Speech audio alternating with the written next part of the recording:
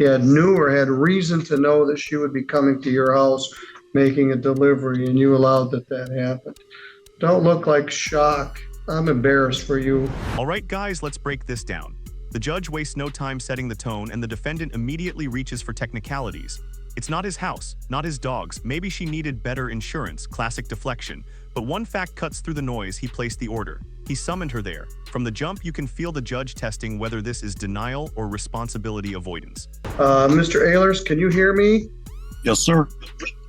All right. I've advised you both of the different requirements for small claims court. Ms. Potts is here with me at the court. You're here by Zoom. I'm going to ask you if you'd each please raise your right hand, swear or affirm that any testimony you're about to give in this matter will be true to the best of your knowledge and belief. I do. All right. Ms. Potts is suing you because she was providing a delivery service, I believe, for Walmart. And her contention is that she was at your home on Mooney Lake Road and your dogs A, terrorized her, and B, scratched her car all up. And she is suing you for $1,093. What's your position with that, Mr. Ehlers? My position with this? My position is that according to what she has written down, you are supposed to be carrying delivery insurance if you're delivering for a company, which she wrote down that she did not have. Two, technically, this is not my house. I live here with my son, and the dogs are not my dogs.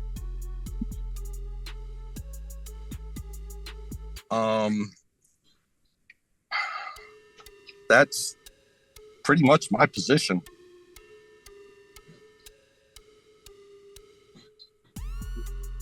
All right. Did you place an order through Walmart to have some groceries Yes, I did and other place items delivered to you? Yes, sir. I did place an order through Walmart to have groceries delivered to the house. All right. Were you there when this incident occurred? I was actually out in the field putting a rototiller back together. Did you hear it? No, I did not. I heard the dogs bark, but I didn't hear anything other than that. I'm going to ask this question, and I think I may know the answer. What kind of dogs are these? The only one I know definitely is the German Shepherd. The other three, I'm not sure what they are. So there are 4 dogs total? That were outside at that point, yes. All right. I went with the defendant first just to see whether we were going to have a easy slog or a tough one. His opinion is none of this is his fault. He's not responsible for it. Ms. Potts, tell me what happened when this happened earlier this month in June, when you went out to this residence to deliver these groceries. It was actually on May 26th. All right. In the afternoon.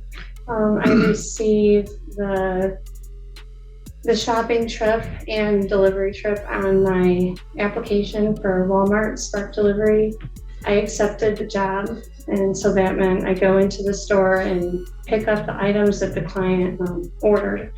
And then you immediately leave the store, and the client is able to see my location and the app throughout the delivery. So from the store to the home.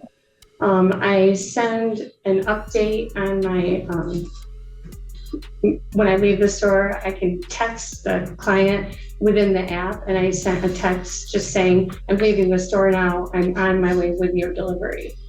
And then when I get to the house, I also send another notification at that point saying, I'm here with your delivery. So if they have their phone on them, they know that I'm there. This is not the first time I've been to this location. This is the 3rd time. I had 2 other deliveries for the same person, and nobody appeared to be home at those times.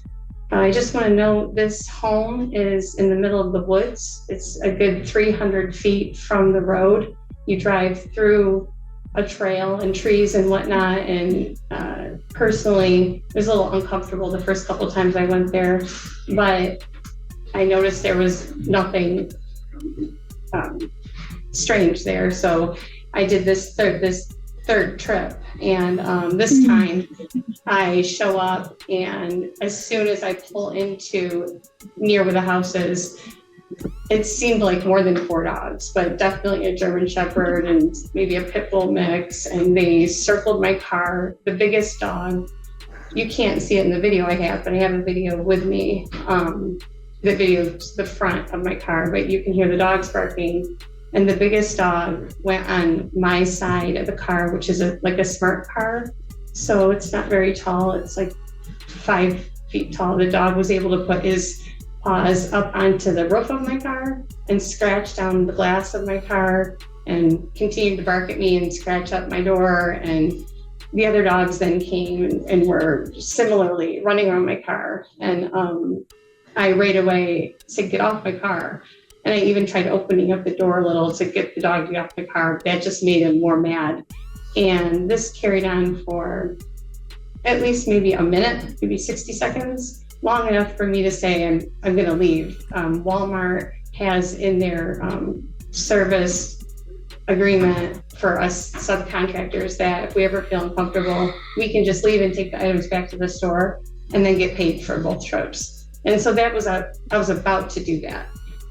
So I started to back up, and then all of a sudden I looked off to my right, and I could see the defendant coming with another person, and they had more dogs with them. It seemed like they were all coming. They came up, and I just pointed to the trunk. I said, "You're going to have to get your things because I'm not getting out of the car." And so he opened up the trunk and got his. It was only like. Was it this gentleman? Yes. He opened up the trunk and it was just a couple bags of things, maybe 8 things. No. It was a small trip. But then he took the things and then I just left, but there was no attempt to call the dogs off or apology for terrorizing my car and me. And so then at that point I just took off. And then after I left the scene, I pulled over and I called St. Joseph Sheriff's Department, filed a police report 75-25-3346. I also called Walmart Spark, my support team there, and they also made note on this person, this location, because we're supposed to report when it's unsafe. And then I also called my auto insurance. We are required to have auto insurance when we're a Spark driver. However, Spark is not like Uber and the other delivery services. Spark does not have any insurance for its subcontractors. And so I had rideshare set up for, it's called rideshare when you do these kinds of trips with my insurance, but rideshare acts as a secondary. So it'll only kick in as long as like the Spark has a primary. Well, how did you come up with this figure of $1,093? I provided the repair to both the court and the defendant. It was from the repair shop. They were going to have to fix the scratches and repaint the door. Has the repair actually been done? No, I didn't have the money because my insurance won't cover it because it's a secondary insurance and Spark does not provide primary insurance. So I'm stuck with nothing. And so that's why I claimed homeowner negligence. All right. How long is your video?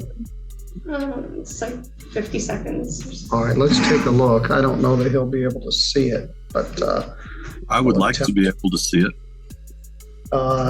yes. We'll see if we can let you see it. Then you can come up here to the courthouse. We can reschedule this so you can come here live and in person, but we'll see if we can get it on the camera so you can see it. Your Honor, Yes. by the time I came out of the field and made my way up here, she was already turning around to leave. My son's other half, boyfriend or whatever you want to call it, had my groceries in his hand. I hadn't even made it up here by the time she was backing out to leave. All right, well, according to you, you didn't know anything about it. Then I found out you were actually there and she saw you there. No, Um, I um, did not say I didn't know anything about it. I said that I was in the field working on the tiller. yes, When and I said, when I came up here, when I had made it up here, he had the groceries in hand, said that she was very upset about the situation. well, I don't blame her a bit. Well, I don't either, but Well, let's take a look at this video. How do I do it? Just hit. I think you double click or something on the play. Yeah.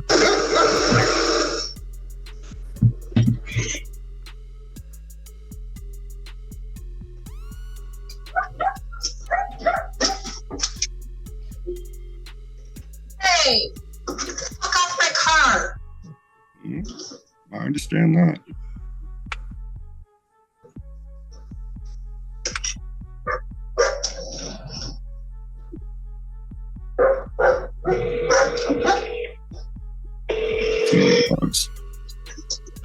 Hey, get off my car. Yeah, I see no dogs. Fucking leave it.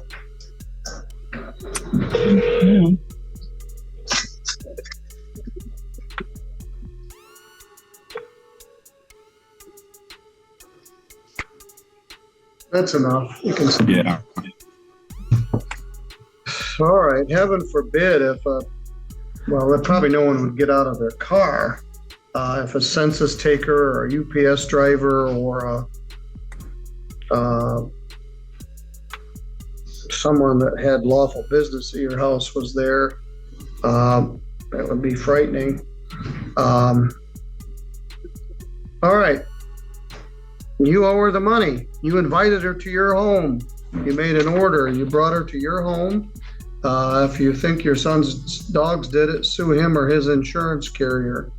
But I don't find that you lack responsibility for this. You summoned her there. She came.